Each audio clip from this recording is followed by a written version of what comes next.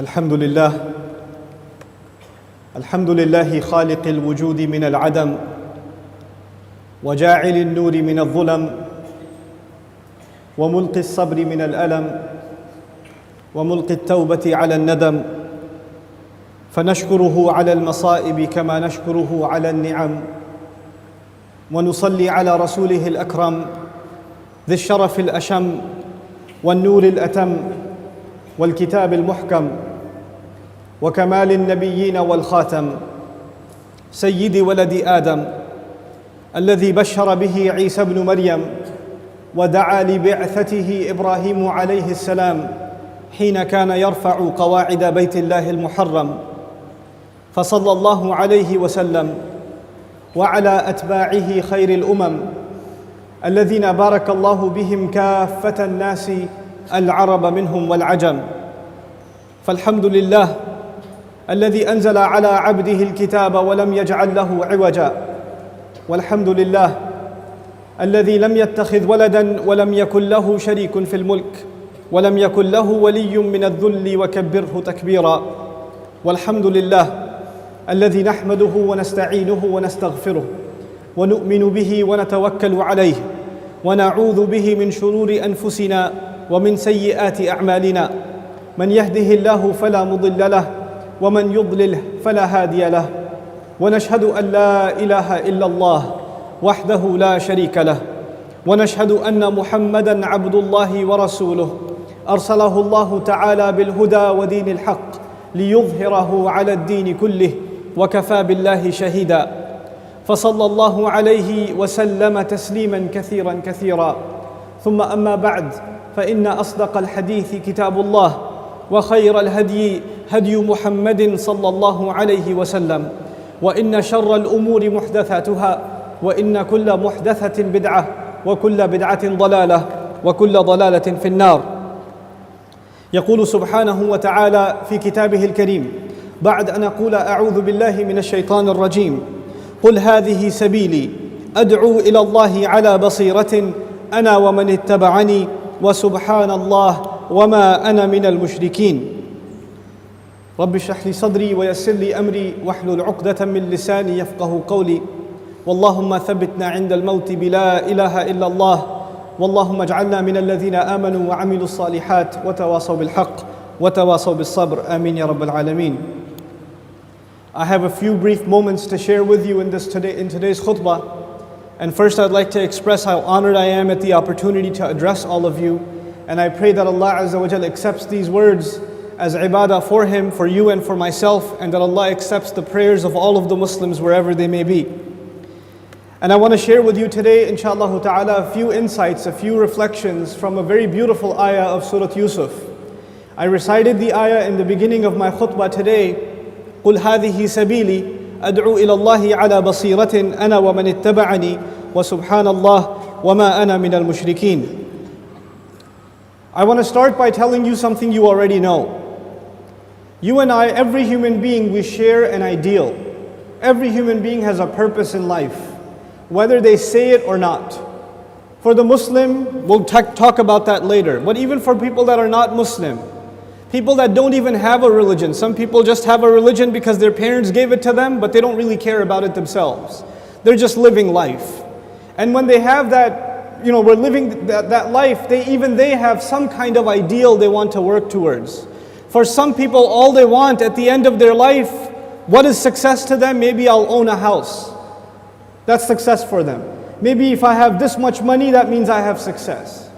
Maybe if I got married to this one or that one, maybe that means I have success. But everybody has a definition of success. Maybe it's for some students, the only thought about success they have is I want to finish my master's degree. I want to finish my PhD. If I can finish that, I am successful. I have accomplished what I was looking for. Some of you are employees. And sometimes for employees, the only thing you're looking forward to is your promotion. If I can just become the manager, if I can just become the director, if I can just become the senior vice president, I'm successful, I've accomplished something. Every human being has something they want, something they work towards, something that is matloob to them. That's something shared across humanity. You don't have to be Muslim to have that. All of us do. And within Islam, it's okay. It's not like Islam forbade us or stopped us from wanting things. It's not haram for you to want a house. It's not evil for you to want nice clothes, or to want a nice family, or to want a better job, or to have a better income, or to have a little bit better savings. These things are not evil. Allah did not stop you and me from them. But I want to take it a step further. Our deen, there are two kinds of people that follow it. And I'm conscious of the fact that today I'm speaking at the Islamic University, and I'm speaking in many cases to students here. Students at a pristine institution. And I chose this particular ayah and this khutbah on purpose, and I hope I'm able to clarify this to you, inshaAllah ta'ala. And that is that, in our deen, you can live the minimal expectations. The minimal expectations, which could be, for a Muslim, you stay away from haram things, you stay away from the pretty bad things, and you make sure you fulfill at least your fard. You do the things that you have to do, you take care of those things, and you're okay, then you can live your life, do whatever you want. Just stay away from the haram and fulfill the obligations. At least you meet the minimum requirement. You meet the minimum requirement, and nobody will question you. Nobody's going to say you're not doing enough. You need to do more. If you want to go to Jannah, then you're not going to be saved if you just do the minimum. I won't argue that with you. I will not argue that with you. But what I want to tell you is Allah put some people, He gave some people extra blessings. He gave some people extra opportunities. And I would consider all of you, especially the students today listening, Allah gave you an opportunity. Allah opened a door for you that is not open for many other people. And many of you are studying Islam itself, and many of you are studying economics or engineering or something else, but it doesn't matter. All of you have been blessed with opportunity. And you are blessed with opportunity in a Muslim country. And you may not realize what that means, but because I come from the United States, and when I come to a Muslim country, then I can tell the difference. We don't take your Islam for granted. I know Muslims in where I come from, in the United States, that in one generation they lost Islam. In 2 generations they lost Islam. There are people there are families, entire families. Just recently, I started a small musalla in my neighborhood in Texas. And on my way back home, there's a pizza place. So I stopped there, and the guy is from New York. The guy who runs the pizza place is from New York, and I used to live in New York. So we started talking. And I found out he's Albanian. And actually he says, yeah, my grandmother's Muslim. My grandfather and grandmother are Muslim. And I said, what about you? He goes, yeah, I don't do that. We didn't really care about that. In 2 generations, they lost it altogether. They don't even see themselves as Muslim anymore. And it's not their fault. But something happens in a society when every influence around you it doesn't support Islam. It doesn't further Islam. You are blessed to live in a country, in a society surrounded by Muslims. Where Islam is easy, where it's accessible, where you can hear the adhan, where the call to Allah's house is open to you. I don't hear the adhan where I live. We have to go to the masjid by checking our clock, not by listening to the adhan, right? So when it becomes this easy, you know what happens? You don't realize what a huge ni'mah it is. You don't realize what a blessing it is. It's just every day for you. It's just every day that this many people, every week this many people are here, Jum'ah or more. This is a normal thing, it's not a big deal. But when you go to a city, I've been to cities in the United States and gave khutbah, and there are 6 people sitting in front of me. They're the only Muslims in that city. Then you realize it's a ni'mah of Allah to have Muslims around you, to have the support of Islam around you. But I go back to what I started with. There are some people who are happy with doing just the minimum. Just the minimum. But I'm here to tell you, the young people in the audience today, Allah has blessed you, and I'm telling you, He expects great things from you. He does not expect the minimum from you. If you are just doing the minimum, fine. I don't hate you, and I'm not yelling at you, but I know you can do a lot better. And I know Allah expects a lot more, because He's blessed you so much. So much. Our deen, in this beautiful ayah, Allah Azza wa Jal describes it, قُلْ هَذِهِ سَبِيلِي. This is my path. A sabil is a path. And you know what? Allah did not say in this ayah, قُلْ هَذَا دِينِي. This is my deen. Tell them this is my religion. This is my Islam. This is my truth. This is my book. He didn't describe it with any other language except this is my path. And all of you know a path is like a journey. So Islam itself is being described as a journey in this ayah. What does that mean? That means in any journey you have to make progress, right? So even if you take one step, you are more closer to your destination than the day before or the step before. Every single moment you are making progress in a journey. And in this ayah, Allah's Messenger says, sallallahu alaihi wasallam, this religion of mine and this religion of yours and ours, Islam, is a journey, which means I am supposed to do something more for this deen than I did yesterday. And I'm supposed to do more tomorrow and more tomorrow and more tomorrow. I'm supposed to go further. This deen should become more of a reality than it was yesterday. And I should have something to do with that. I should serve. I should further this deen. I should be a servant of this deen.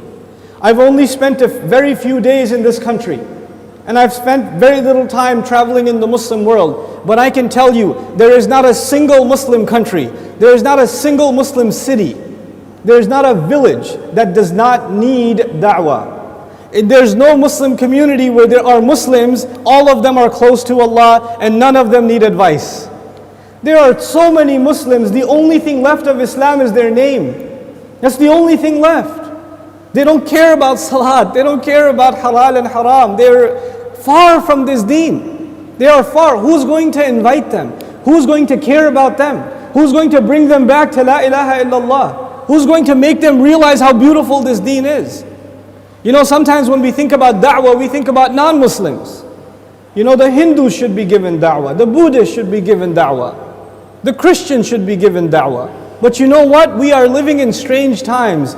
The people who need the da'wah the most today are the Muslims themselves.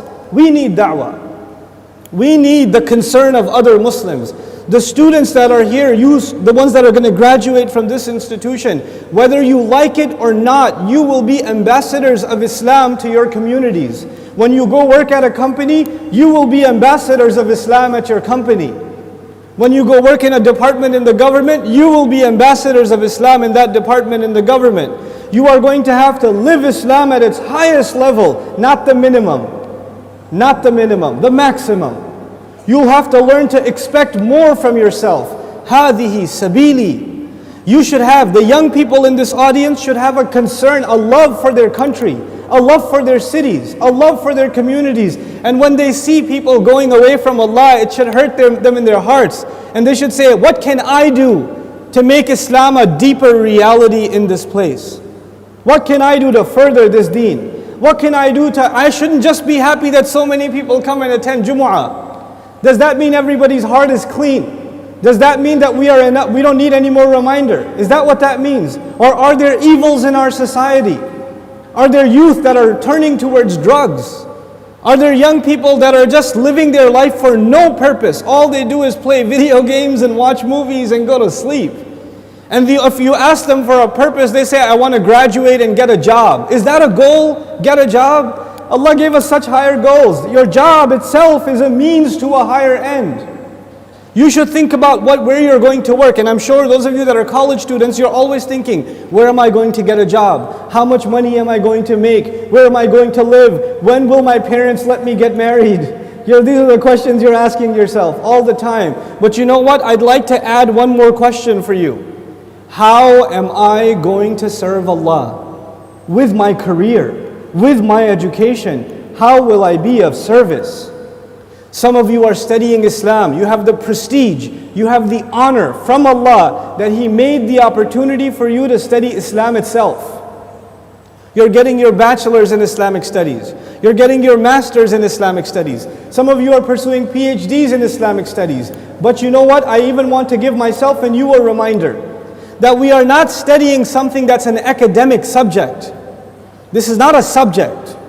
Islam, when you study it so that you can serve. Everything you learn and you ask yourself, how will I use this to help someone else?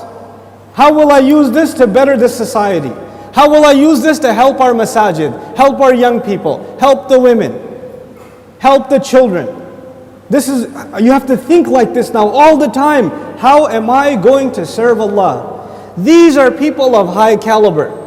And I expect that when Allah gives people the blessing of education, then He sees them qualified, that they are capable of higher service.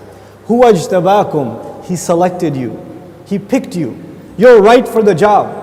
I want to give you a simple example to think about this. Someone who gets a very good job after the interview, they get a very good job. That's an honor. It's an honor. And obviously, if you don't get a good job if you're not qualified, unless your uncle works in the department or something. But you don't get a good job unless you pass the interview, you have the experience, you can demonstrate the skills, and then you get a good job. But even if you get a good job, but you don't do your job, you got the job, but you show up late every day. You got the job, but you don't finish any projects. You're sitting there at the desk wasting your time. You're going to lose that job. Somebody else will come and do it for you. You will not keep that job even if you qualified. Qualifications are not enough. You have to do the work. Allah Azza wa Jal is keep giving all of us. He's already qualified us. We are people of La ilaha illallah. We are already qualified. But that doesn't mean we're doing the work. If we don't do the work, if we don't concern ourselves, if we don't care, then you know what's going to happen. إِن تَتَوَلَّوْا يَسْتَبْدِلْ قَوْمًا غَيْرَكُمْ ثُمَّ لَا يَكُونُوا أَمْثَالَكُمْ. You turn away and Allah will replace you with a nation other than yourselves, and they will not be like you. They will not be lazy like you. We have to think about service. Every person sitting here has something to contribute to Allah's deen. Every one of us. We have to build that into our heads. And you can say to yourself, well, I don't have a lot of knowledge. I'm not a sheikh. I'm not a da'i. I'm not a khatib. How can I serve? You don't have to be a alim to serve. You don't have to be a da'i to serve. That's not the only service there is to be provided. Are there people in your family that are doing the wrong thing? They're doing unfair dealings. They're not giving the inheritance. They're not giving the mahr. Are they doing those things? You should speak up about that in your family. That's your job. Who else is going to do that? You're supposed to speak up. Is your business partner and you and your business partner, are they cheating people in the store? Are they doing unfair dealings? And you're like, oh, the government doesn't know, so we're okay. No. Allah knows. Whose job is it to fix that? It's your job. We have to become responsible people to Allah. This is sabil. قُلْ هَذِهِ سَبِيلِي. Responsible citizens in a society. You know, the world and the media, they're trying to push this idea that people who follow Islam they're not civilized and they're violent and they don't know how to run in the modern world and they don't know what they're doing. All of these ideas, they're floated in the Western media.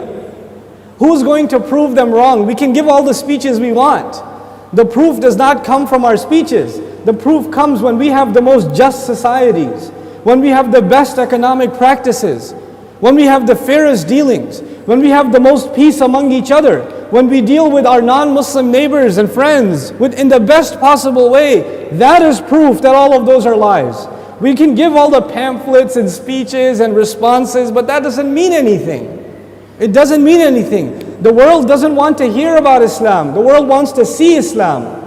It needs to see Islam. And who is going to show them Islam if not countries of Muslims? The majority of Muslims. SubhanAllah. This is where we're going to have to see it. I want to instill in you, if I'm able to, just one thing based on this ayah. قُلْ هَذِهِ سَبِيلِي. That we cannot be satisfied with how things are right now. You cannot say, Alhamdulillah, at least we're all Muslim. You cannot be satisfied. You have to make things better. That's what a journey is. You have to make progress. You have to look at your community. You have to look at your neighborhood and say, what can be better here? What can I improve here? How can I make this a better place for other people? And you do that. You work towards it. This is sabil. قُلْ هَذِهِ سَبِيلِي أَدْعُو إِلَى اللَّهِ عَلَى بَصِيرَةٍ. Beautiful words. I call to Allah with eyes open, with insight. Basira. Basira is when you have full view of something. Actually, according to the Arabic language, right now, I don't have basira. Because of this pillar, I don't see the people behind there. And they don't see me, so I don't have basira. Basira means you have full view. Full view. Even partial view is not basira. Allah says we call to our deen with eyes open. You know what that means? That we have full understanding of why we are Muslim. Not just that we are Muslim, alhamdulillah, we know we're Muslim, but we have to have eyes open. Why am I Muslim? Why do I say La ilaha illallah? Why do I say Muhammadur Rasulullah sallallahu alayhi wa sallam? Why is the Quran the book of Allah? I should be clear about that for myself. So many Muslims today are only Muslim because, and you ask them, why are you Muslim? And they say, because my parents are Muslim. Or they say, because I was raised in a Muslim country. Or they say, I don't know, because everybody else is Muslim, I guess. These are not good answers. These are not good answers to that question. And I am telling you, because I have seen it myself. I have seen Muslim children from Muslim families say, I don't even know why I'm Muslim. And in America, at least, they start leaving Islam because nobody's going to say, astaghfirullah, he's become a murtad. They don't have that. So they start leaving the deen. Recently, I went to Mexico City, 38 million people. I looked up what halal restaurant I could find. I found one, there were two restaurants. I went to an Algerian restaurant in Mexico City. And I asked the brother, he's been there since the 70s. Since the 70s. And he said there's about 100,000 Jordanians that moved to Mexico City in the 70s. 100,000 or some. And today there's like one or two masajid in Mexico City and Jumu'ah is attended by 200 or 300 people. That is it. That is it. It's gone. Because they were not raised with, why are you Muslim? So when they looked at the society around them, they said, oh, I could just be like everybody else. Why do I have to stay Muslim? What's the point? Globalization is changing our world. YouTube is everywhere. Our children are watching, our youth are watching videos that are giving them confusions. And you cannot stop it. They will be exposed to it. And until we educate them on why are we Muslim, until they have basira, they will not be able to serve society. The two ideas in this ayah are tied to each other. On the one hand, we want people that will serve. On the other hand, we want people that are clear about why they are Muslim. And when you are clear about why you are Muslim, when you have basira, then there is no doubt that you will serve. There is no doubt that you will put every energy you can to do whatever you can for Allah's deen. أدعو إلى الله على بصيرة أنا ومن اتبعني. The Rasul sallallahu alayhi wa sallam says, I call to Allah with eyes open, I and whoever follows me. Our deen is different. Our deen is different. When people say, why do you follow Islam? Why do you do this or that or the other? We don't just have the answer, I don't know. We just do it. That's just our culture. We don't have that. Other religions can give that answer. We don't give that answer. We have a reason for what we do. We have intellect that we are supposed to use. أَفَلَا تَعْقِلُونَ. Why don't you think? You have to be thinking people, you know. And even especially in a Muslim society, we assume that our next generation is already, they know that Islam is the haqq. Don't assume that. They have to come to that conclusion for themselves. They have to get the education in which they can say for themselves, yes, absolutely this is the truth. To confirm their iman and reconfirm their iman. They should know why. It gives us strength to the Muslim youth. And this is the last couple of things I want to talk to you about, inshaAllah ta'ala. And those are when young Muslim people have real iman. When young Muslims have real strength in their belief, then they have the power to change the world. They have the power to make the world a better place. But when young Muslim people don't have real iman, they don't have real conviction, then they are a waste of space. They are a waste of society, a waste of a generation. The only thing in their life, the most important thing in their life is when is the next movie coming out. The most important thing is when is the next iPhone coming out. The next most important thing is, man, I wish I had that car. That's it. Your life doesn't go any further than that. My teacher used to say that Islam is similar to climbing a mountain. You know, when you're climbing a mountain, you throw a hook and you climb. If you throw a hook not very high, then you will only reach that much. You can't reach any further. If your goal is money, if your goal is a six-pack, if your goal is a car, if your goal is a promotion, if your goal is entertainment, If your goal is girls, whatever your goal is, then you're only going to get that, you won't get anything else. But if your goal is something higher, to serve something more than yourself, you don't live a selfish life, you want to live for the sake of Allah and for the benefit of others, that's how you want to live, then you will benefit yourself definitely, but you will be honored in the eyes of Allah because you set your goal much higher. I said in the beginning, there's nothing wrong with having a good job. There's nothing wrong with having a nice house. There's nothing wrong with that. There is something wrong when that is your goal. That is not my goal. I have a nice job so that I have some free time so that I can serve Allah's deen. So I can do something for my people. So I can make this a better place. So I can fight corruption. You know, that's why I have my job. I don't just care about myself, I care about my neighbor. I don't just care about the Muslims in my country, I also care about the non-Muslims. So they know that Islam makes you care about people. It makes you love other people and not hate them. Not hate them. If we show hatred towards non-Muslims, how is that da'wah? How in the world is that da'wah? If we insult non-Muslims, look down on them and call them najas and make fun of them and all of these things, how are they ever going to want to be Muslim? Why would they want to be anything like the people who hate them? Why would they do that? That is our fault, that they don't find beauty in Islam. It's my fault and it's your fault that our neighbors don't find Islam beautiful because we haven't shown them what makes it beautiful. We have a huge responsibility to our own generation, to our own people, and to our neighbors. And this is something Allah gave us, subhanahu wa ta'ala. I want to remind you of something as I conclude about concern for others. Concern for others. Sometimes some people, especially young Muslims, they think that Islam is so powerful and it's so true, anybody who's not Muslim, we hate them. We don't, they're the enemies of Islam, we hate them. And they're kuffar and all of this kind of stuff. You know, Nuh alayhi salam was told, an anzir qawmak. He was told, warn your people. Your people. Allah did not say, an anzir al-kafirin. An anzirhum. No, an anzir qawmak. They are you need to warn your people. The kaf there, like Ibn Ashur rahimahullah said in his tafsir, he said that kaf there is because Allah wants him to care about his people. And that's why he should give them da'wah. Because he loves them so much. He would not want to see harm come to them. Because they're his people. And these are the same people who insult him, who spit at him, who make fun of him, and yet he cares about them. These are the Rusul who are our examples. Alayhimus salatu wassalam. We have to become those kinds of people. قُلْ هَذِهِ سَبِيلِي أَدْعُو إِلَى اللَّهِ عَلَى بَصِيرَةٍ أَنَا وَمَنِ اتَّبَعَنِي. I and whoever follows me. Subhanallah, and Allah is perfect. And how perfect Allah is. And the placement of this perfection of Allah also.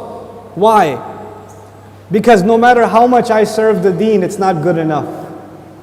No matter what I do for Allah, it's not good enough. No matter how much I pray, it's not good enough. No matter how carefully I make my wudu, it will not be perfect. No matter how much I concentrate in salat, there will still be things missing. Nothing I do for Allah will ever be good enough because He is perfect. You know what this does? It doesn't make you proud of yourself. You remember that Allah is the only one who is perfect. My da'wah is not perfect, my knowledge is not perfect, my service is not perfect, my volunteering is not perfect, because the only one perfect is Allah. Wa subhanallah, wa ma ana min al-mushrikeen. What a beautiful conclusion to an ayah. Because the people who serve Allah's deen, sometimes they start thinking that they are better than other people. That because I am standing on here in a mimbar that is very high above you, that I am better than you. No, subhanallah. How can I think like that? I am among you. وَمَا أَنَا مِنَ الْمُشْرِكِينَ. If I start thinking for a moment that I am better than anybody else who's sitting in the audience, if I start thinking like that, then nothing I do counts, because that's shirk. That is shirk, to have kibr inside of you and to think of yourself as higher. The ultimate reminder to those who will serve Allah's deen, don't think highly of yourself. Don't think you are better than the people you are trying to serve. Your friend may be a Hindu today. He may be a Hindu today and you say, well, at least I'm not a Hindu, I must be better than him. But when he takes Shahada tomorrow, and when he takes that Shahada and all of his sins are forgiven, then Allah, in the eyes of Allah, he's better than you. We never know. We never know. We have to have that humility before Allah Azza wa Jal. I pray that Allah Azza wa Jal makes us a people of vision. I honestly pray to Allah Azza wa Jal. I have met so many young people in my visit, this brief visit that I have to Malaysia. I've met so many inspiring young people. I make dua for them that Allah makes them a source of guidance for others, and that Allah keeps them sincere, and Allah puts in their hearts every night that they go to sleep, Ya Allah, I want to serve your deen, show me how. Show me what I can do for your deen. The young men and women of this society are the future of this ummah. You are in a very unique country. You are in a very unique situation. This situation does not exist in most of the ummah. Allah has blessed you in many ways that so many nations, so many Muslim countries don't have those blessings. They don't have those opportunities. I'm telling you, you are in a very blessed situation. But if Allah has blessed you this much, then you have all the more responsibility. You have the responsibility to show not just your own country, but the world, the ummah itself, how Islam should be.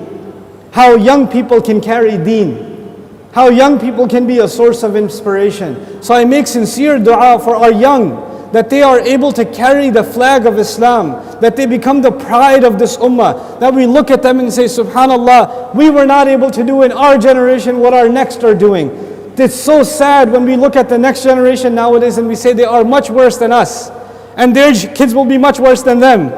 It's getting worse. We need to reverse that and say our next generation is better than us, and their kids will be better than them. That's what we want to do. And I pray that the youth here, the college students here, the graduates here, the teachers here, they're able to become that source of inspiration. May Allah Azza wa Jal bless the ummah wherever it may be and alleviate it of its afflictions. And may Allah Azza wa Jal make all of us people of serious and continuously growing iman. Barakallahu li wa lakum fil Qur'an al-Hakim wa nafa'ani wa iyyakum bil ayati wa dhikr al-Hakim. الحمد لله وكفى والصلاة والسلام على عباده الذين اصطفى خصوصا على أفضلهم وخاتم النبيين محمد الأمين وعلى آله وصحبه أجمعين. يقول الله عز وجل في كتابه الكريم بعد أن نقول أعوذ بالله من الشيطان الرجيم إن الله وملائكته يصلون على النبي يا أيها الذين آمنوا صلوا عليه وسلموا تسليما. اللهم صل على محمد وعلى آل محمد كما صليت على إبراهيم وعلى آل إبراهيم في العالمين إنك حميد مجيد. اللهم بارك على محمد وعلى آل محمد كما باركت على إبراهيم وعلى آل إبراهيم في العالمين إنك حميد مجيد. عباد الله رحمكم الله، اتقوا الله. إن الله يأمر بالعدل والإحسان وإيتاء ذي القربى وينهى عن الفحشاء والمنكر ولذكر الله أكبر والله يعلم ما تصنعون. أقم الصلاة إن الصلاة كانت على المؤمنين كتابا موقوتا.